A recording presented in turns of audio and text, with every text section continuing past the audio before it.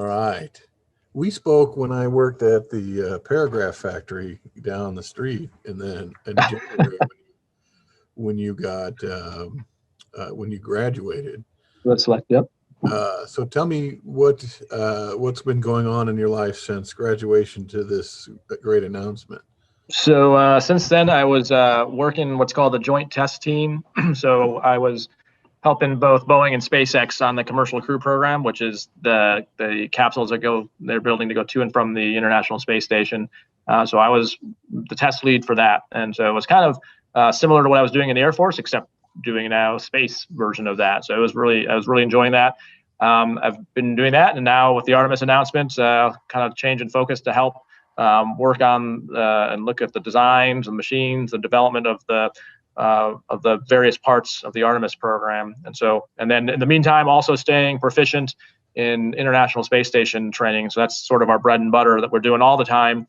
And then once we get assigned to a mission, you train on that specific mission and that vehicle. So whether it's a Soyuz with the Russians or a SpaceX Dragon or a Boeing Starliner, at least for the International Space Station missions, then you would go off and train for those. But yeah, so it's been busy, but it's been every day is it's different, which is part of the fun of the job.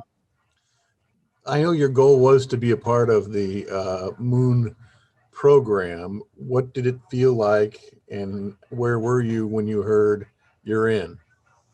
So I was actually out in California, tied in remotely when the actual announcement was made. So it was great to be actually doing training. That's what I was out there doing, was training for space flight and working on that when the announcement came through. And it's a great feeling to be part of a small part of a big team doing this. And I think what's exciting to me is now we can all start getting our hands deep into the design work that's going on. There's kind of 4 big pieces of Artemis. There's the rocket part to get us off the Earth.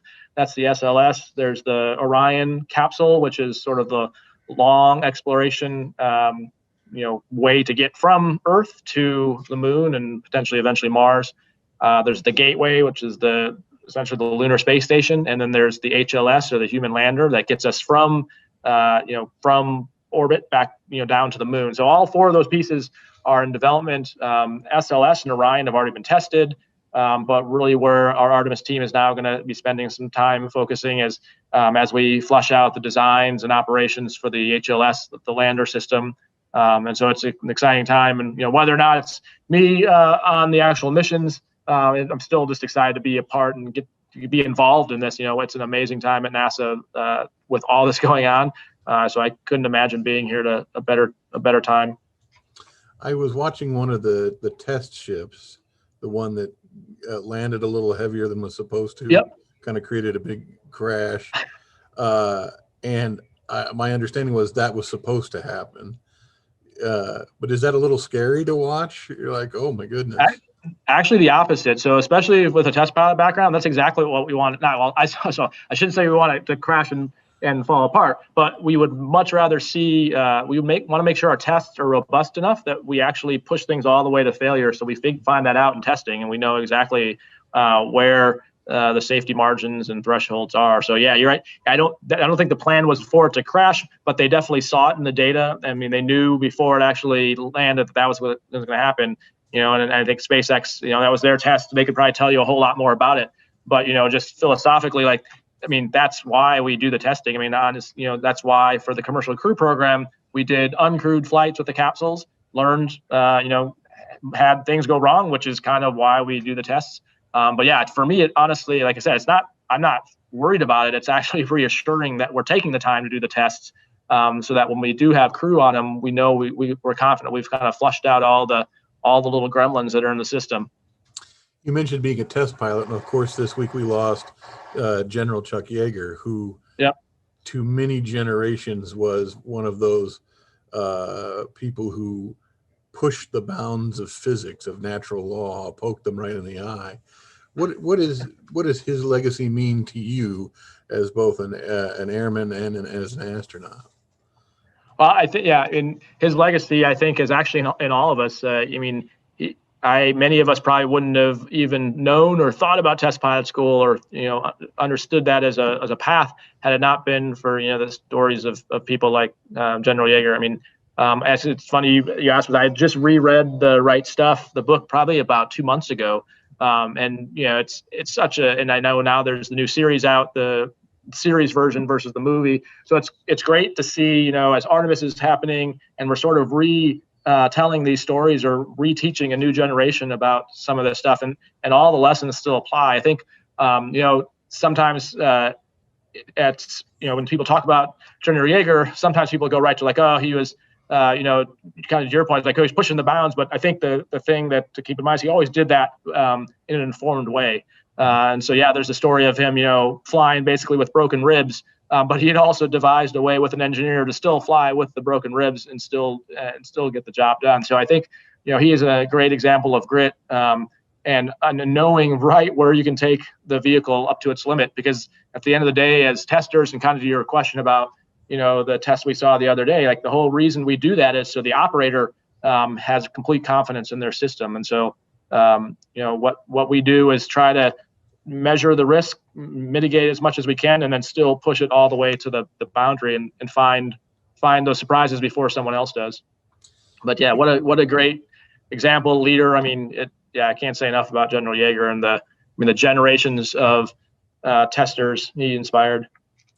Take me all the way back to that classroom in Cedar Rapids. Which school was it? Jefferson or? So Cedar Falls, it was St. Pat's for elementary school, then Columbus in Waterloo for high school. So take me back to that science classroom where you got new tables. Yeah. This was the moment that you were inspired. What were you? Do you think about that boy that you were then often in this moment that you are now, and how far you've come? I do. I would say not so much in not so much in like, oh, I'm so great kind of thing, more like, how do I like what worked for me? Because now that I have kids of my own, and that's, what I think is most important to me is not that I wind up on the moon or anyone I work with wind up on the moon, but that we continue pushing humans forward. And so I think for me, that's what I reflect on is what was it that triggered me taking a passion in something, and how do I flame that same passion in my kids or other children that we talk to. And so, yeah, for me, it seems like a really innocuous thing. I'm glad you remember that. Yeah, getting tables at a school, like why would that be the thing that triggered it for me? But it was, I think as you think about it, or I try to rationalize it, it was something, it was shiny, it was new, it was very, I would say, futuristic looking, but like just the idea of a very clean environment and very precise. And I don't know what it was about it, but yeah, it definitely caught my interest. And so, I think that's why I reflect back on those days, is trying to figure out how do you light that same fire with kids, because everyone's got that in them. You just got to find it for everyone. What is that thing that just they love to do and can't get enough of? Two more, and I'll get you out of here. Were there any teachers along the way that inspired you, that really fostered that flame of love of science? Oh yeah, more than I can count, really. I mean, I'll leave definitely some out. I mean, I just because of my age, I remember more at Columbus, just because I was old enough to remember teachers. But I remember some of my grade school teachers, like Mrs. Malachar, Mrs. McAlpin. I just remember, and at St. Pat's, they would go out of their way to sort of always find a challenge for me, if you will, and to, whether that was letting me work in a corner to do, worksheets or some project. I remember Mr. Kachera in our physics class was always coming in at Columbus, always had these actual real world, like, things he would bring in to demonstrate it versus just reading about it. I think Mr. Schneiders was he got me hooked on history and not for the historic part of it, but for understanding how to look back and kind of learn from mistakes and appreciate that. I mean, Mr. Ubalodi and Mrs. Schatz were my chem and bio teachers. Mr. Wills, my math teacher, Mr. Armstrong, math teacher. So I could go on and on, but yes, I mean, the short answer is I've made lots and lots of mistakes, continue to make mistakes in my life. So I think I remember all those people along the way. They've always just sort of been there to pick me up and move on. And so I I have no doubt in my mind that I'm here because I was blessed. I just got lucky with a lot of great teachers along the way. And I just hope, that kids can find and make those connections. And that's probably the thing that really, that's that flame, right? You find someone who can figure out a way to do something in school that really motivates you and really gets you excited about it. Last thing, if you're lucky enough to be one of the astronauts who sets foot on the moon, do you have your catchphrase ready? I don't know. I think it's better not to think about that. I'll just jinx myself. So I'm sure today's social media age too, if I wound up in that position, I'd have plenty of suggestions as to what to say.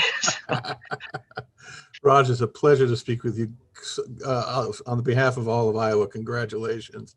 Thanks very much. You're doing us proud. Thank you, sir. Thanks. You bet. All right. Well, you enjoy the rest of the day. Thanks. You too. Thanks. Bye.